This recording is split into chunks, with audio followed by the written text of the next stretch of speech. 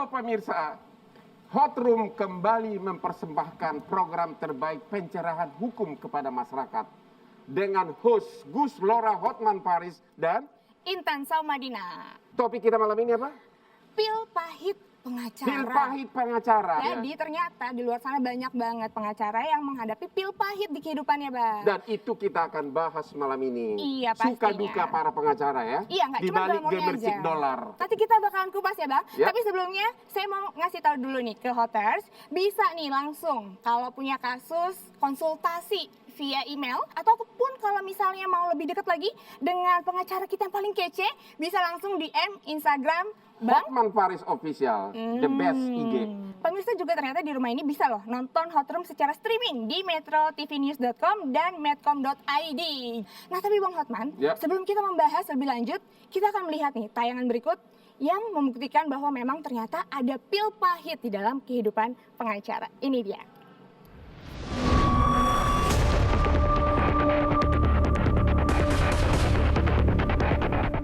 Profesi pengacara seakan menjadi bidang yang sangat diminati.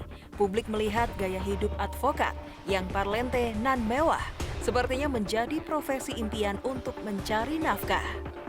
Namun, setiap profesi tentu saja memiliki resiko. Sebagai officium nobile atau profesi terhormat, pengacara memiliki tanggung jawab profesi yang tidak mudah. Dalam menjalani tanggung jawabnya sebagai penegak hukum dan keadilan, terkadang justru menyeret pengacara hingga ke meja hijau. Seperti kisah seorang advokat kondang, Haposan Hutagalung.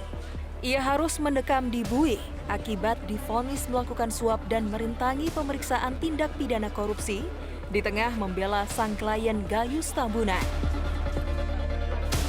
Baru-baru ini, seorang pengacara ternama Anita Kolopaking juga harus menelan pil pahit kala membela kliennya Joko Chandra.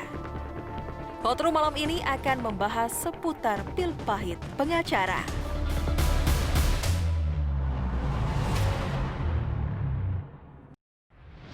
Hai Hoters, kembali lagi di Hot Room. Masih bareng pengacara kita yang paling kece, Bang Hotman Paris.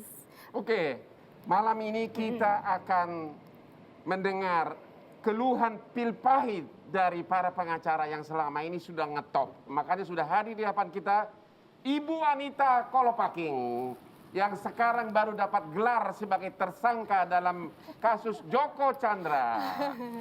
Yang kedua adalah Bapak pengacara Haposan Hutagalung yang dulu pernah divonis dalam kasus pajak Gayus Tambunan, ya. Dan yang ketiga Ibu Febi, ahli hukum pidana ya. Oke. Pertanyaan pertama saya adalah kepada Pak Haposan. Uangmu begitu membludak, saya tahu karena saya kenal dia. Tapi pil pahit apa yang kau alami dalam karirmu? Tahun 2010 Ya. saya tangani perkara Gayus Tambunan. Gayus Tambunan kasus pajak ya? Pajak. Yang heboh itu ya? Ya. Intinya saya tersangkakan. Ya. Saya ditahan mulai tanggal 30 Maret 2010. Ya. Saya divonis sampai ke Mahkamah Agung 12 tahun loh. 12 tahun. 12 tahun. 12 tahun penjara bagi sang pengacara. Dan saya jalani itu net ya. Karena begini, Tuhan itu baik sama saya. Saya kena peraturan lama. Sehingga remisi saya masih peraturan lama. Sehingga saya jalani total itu 6 tahun. 6 tahun. Dari 12 tahun. Saya masuk, Gayus masuk, petinggi polisi pun masuk, ya. Dan ada pengacara yang lain juga masuk, dan pengusaha yang lain. Dan saya tidak ada mendapat perlakuan istimewa sama seperti napi lain. Semua standar, SOP. Sampai saya akhirnya itu di Sukamiskin tahun 2016 yang lalu. Baru saya merdeka. Dan tetap kembali sebagai pengacara sampai detik ini. Momen yang paling pahit kau alami dari awal penyidikan apa? Saya lihat ada surat di situ, surat apa itu? Wah ini, buat saya ini sangat berharga. Kenapa? Seumur hidup saya, ini pengalaman paling mahal. Ya. Terserah saya mau ditahan dan dipenjara. Buat saya ini momentum paling mahal. Ya. Dan ini surat paling berkualitas sepanjang usia saya. saya ditangkap itu dan ditahan itu 30 Maret 2010. Dan saat itu perkara ini termasuk atensi. Tidak ada perkara atensi lain, hanya perkara Gayus. Bayangin, satu lembaga dibentuk namanya Satgas PMH, Satgas Mafia Pemberantasan Hukum. Hanya untuk perkara ini aja. Selesai perkara ini, lembaganya bubar. Oh. Luar biasa kan? Jadi Anda ditangkap lagi ngapain itu? Nah, jadi sebenarnya tidak usah ditangkap dalam artian seperti definisi biasa. Ya. Penyidik datang ke kantor saya datang langsung ke Mabes Polri. Ya. Dipertanyakan, siap di BAP? Siap. Hari yang sama saya di BAP sebagai saksi, hari yang sama juga naikkan kelas menjadi tersangka dan langsung ditahan. Ya. Dan saya siap. Karena saya tahu apa akibat hukum dari yang saya kerjakan. Yang mau saya katakan di sini adalah semua profesi punya risiko. Ya. Saya tahu saya salah.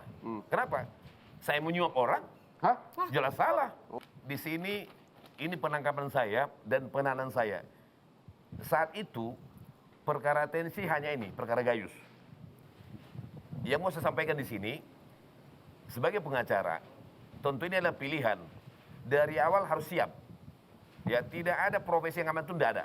Semua ada risiko. Jadi sama-sama menyadari tindakan masing-masing dengan segala konsekuensi hukumnya. Ya. Yang membuat Bang Hapasan ini akhirnya berani untuk kembali menjadi pengacara, ini gimana nih? Kok Ini agak masih sedikit- mau Bang jadi sedikit pengacara? agak melebar dikit. Aha. Kalau mau jujur, dari awal persidangan saya komplain karena saya tidak melakukan seperti pasal yang dituduhkan. Tapi sengaja mereka cari pasal yang maksimal. Supaya bisa menghukum saya secara maksimal. Itu saya nggak terima. Persoalan saya menyuap, itu saya lakukan. Saya akuin, bukti saya dihukum. Tapi tidak seperti itu vonisnya. Udahlah, kita nggak usah bicara ke belakang. Toh orang-orang sudah divonis, dan saya tahu siapa yang main di sini. Ini tempohari ada politisnya juga, tidak murni kriminal. Oke, dari segi kesuksesan, profesi pengacara menurut Anda masih menjanjikan enggak? Oh iya, menjanjikan ya, jujur aja. Bagaimanapun negara yang lebih maju. Ya. Mesti kita yakini itu. Ya. Itu harus ditopang dengan person-person SDM termasuk lawyer yang berkualitas. Seperti beliau nih, berkualitas. Diakui bukan cuma di lokal, di luar juga kan. Sebagai pengacara yang profesional punya integritas. Dalam banyak hal loh, bukannya ilmu, termasuk mental juga, nyali juga.